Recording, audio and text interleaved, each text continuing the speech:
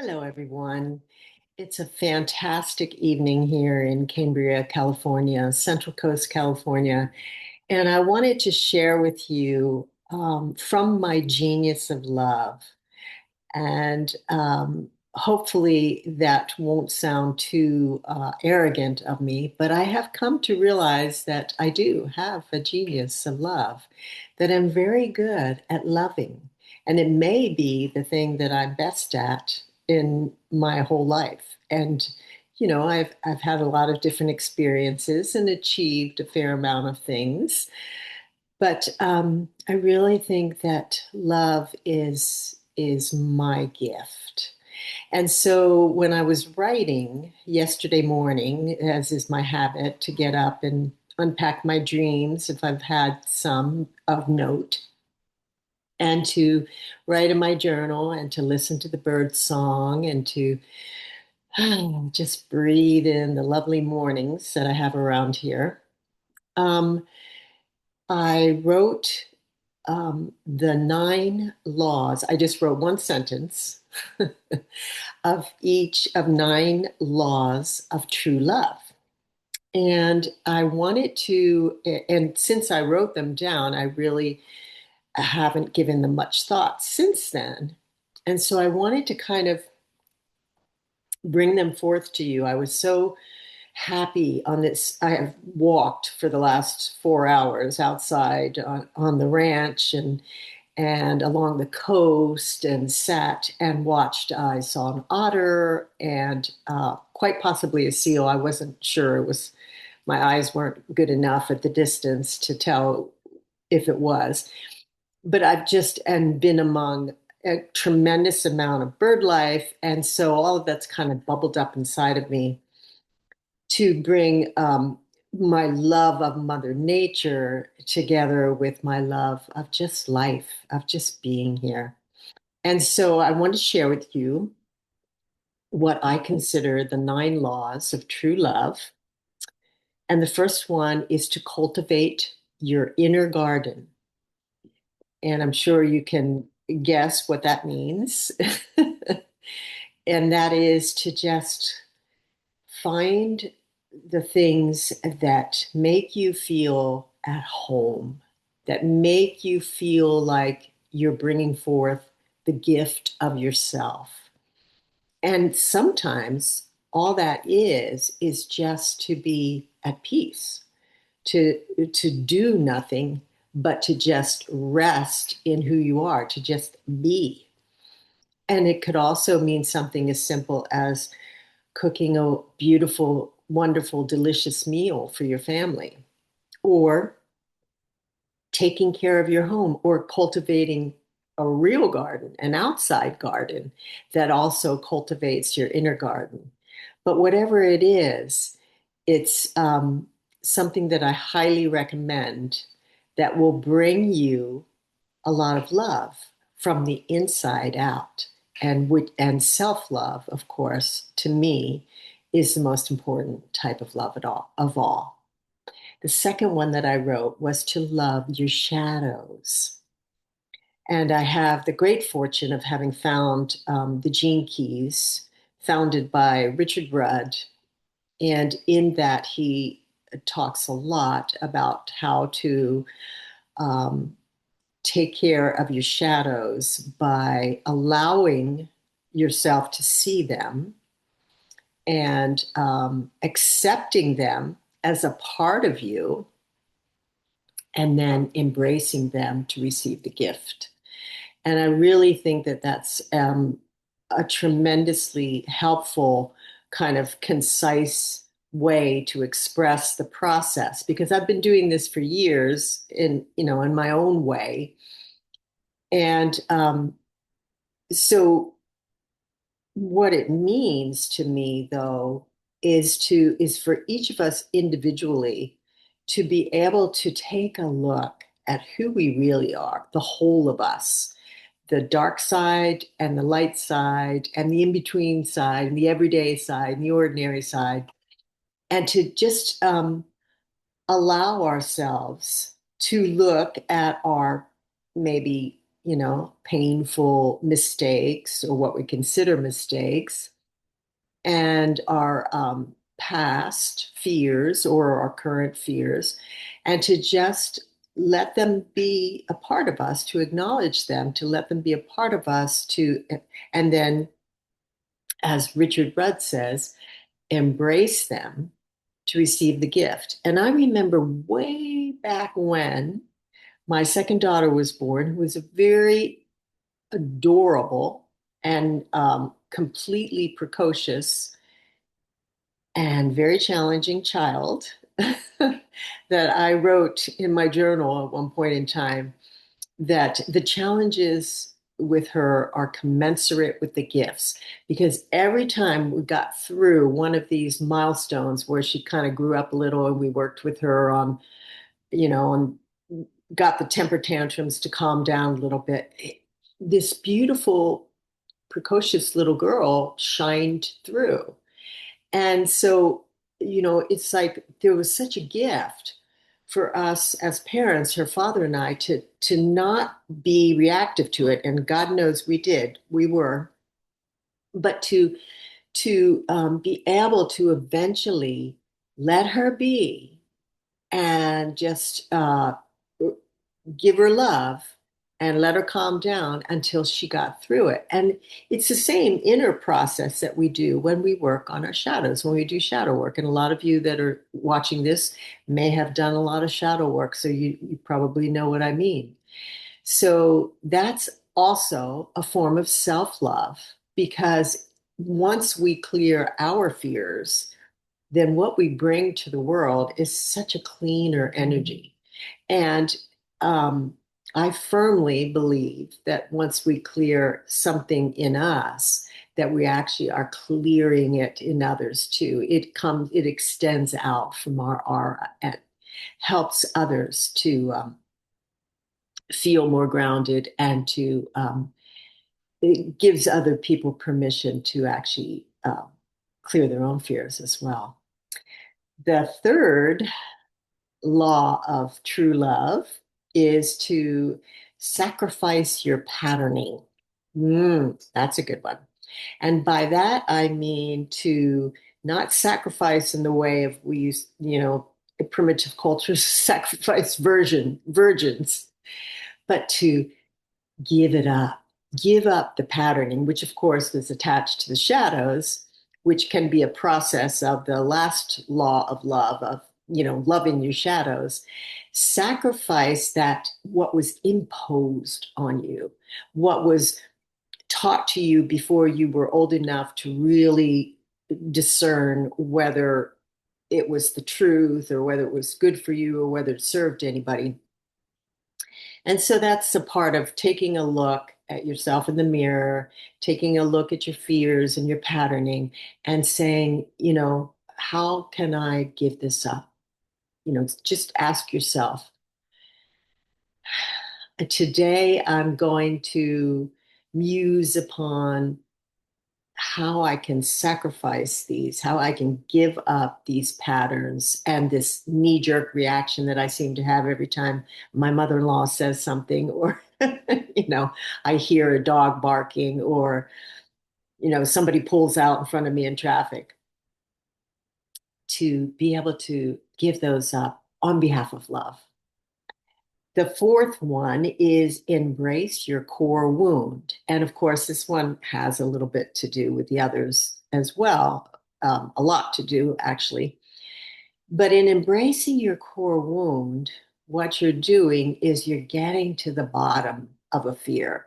If I know I have had this experience where I thought I had taken care of that problem or that fear or that shadow, and all of a sudden here it is popping up again.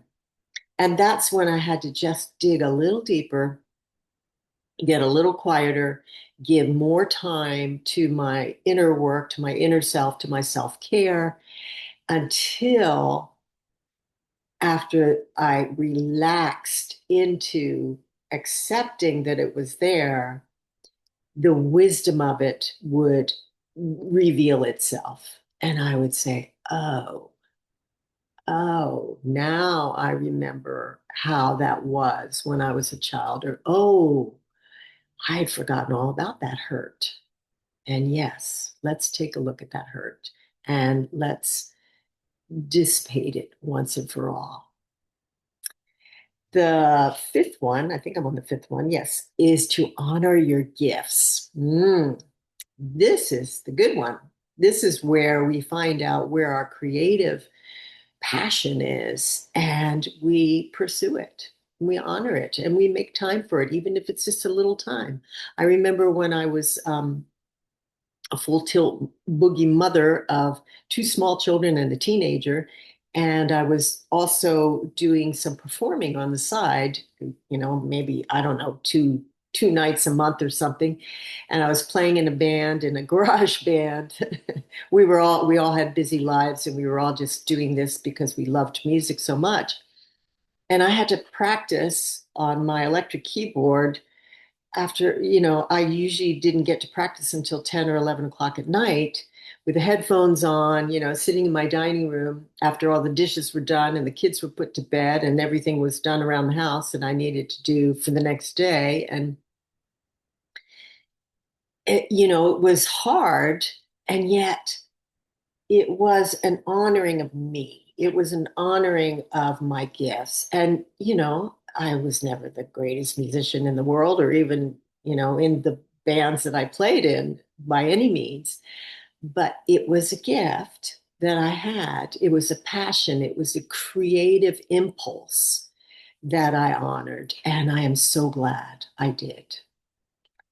The next one is to trust in the God within. And this one, I like to think about it as surrender Dorothy, and not, I know that with that phrase comes from the Wicked Witch of the West, writing that in the sky on her broom to Dorothy to surrender to her. But it really is kind of like that. It's like in order to have it all, you really have to, or I have found that I really have to surrender to divine will. This is not our gig. Things are happening as they must, according to divine plan. And we are one piece of that. And yes, our unique individuation of the collective divine expression, humanity's expression, that is important. And we have this special gift that only we can provide for the world. But the rest of it is all up to divine will. And to be able to surrender to the unknown of that, to be able to take life with equanimity as it comes to you, to be able to say, okay, well, it's not what I wanted or not what I thought was coming, but it's come. And so I'm going to do my best to love myself and honor my gifts and embrace this and make the best of it. Serve the greatest good by making lemonade out of the lemons that come at me, if you will.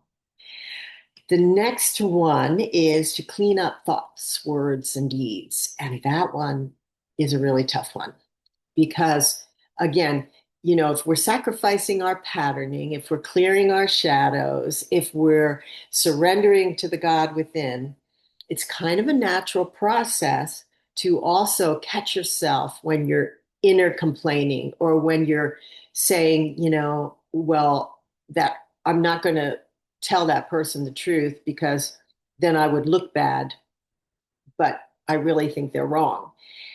And even though those things have to be acknowledged and processed, to take them all the way to where you see that person as yourself, you forgive yourself for having the thought or for feeling that way against another person, and then you keep going until you can actually see that person as yourself or see them what they do, detach with loving compassion from a reaction to it or from a need to fix them or from, and I'm speaking mostly in terms of relationships, but even in terms of what comes to you in life, to see the cup as half full instead of half empty, and to pay attention to where that bitterness comes in, like, well, if only I had had that, I could have done this, and to turn that around to, well,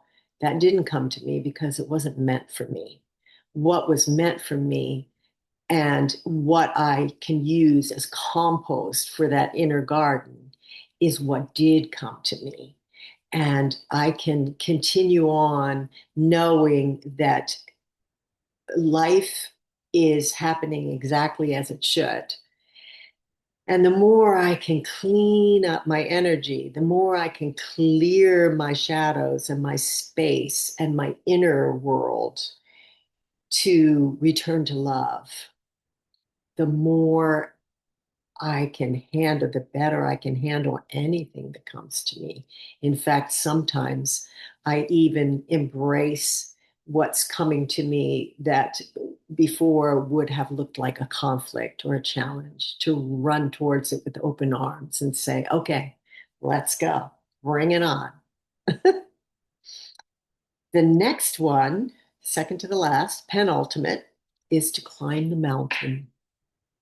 And that kind of sums up everything else, that all the other ones before, is because, that's what we're doing. We're ascending, if you will. We're using our humanity and our simple gifts and living well and clearing shadows to uplift us to a higher sort of energetic, to a different realm of the lens that we turn on the world, the way we approach the world, the way we interact with the world. So we're climbing the mountain. And that leads me to the very last one, which is to return to the village. Every time you have an epiphany or you have a realization about yourself or you feel lifted to another level, take it back to the grocer, to the person that you meet on the street, to the your next door neighbor who you chat with over the fence, without oversharing, without bragging about this newfound awareness you have, to just use it, and use it by listening well, by really seeing that other person, by opening up your heart more to the things that they're bringing to you, even if you're hard pressed to agree with them, to just be able to be, an ordinary human who has an extraordinary amount of awareness and peace and love. So, thank you for listening. And I'm sure that these 9 laws of true love that I've come up with at this moment in time are going to evolve and become something completely different in, probably a fairly short amount of time. But I do encourage you to remember that love is the reason we exist. And the more you love, the more you cultivate your own genius of love or your own genius of something else that leads you to love, the better off we're all going to be. And we thank you for it. Bye for now.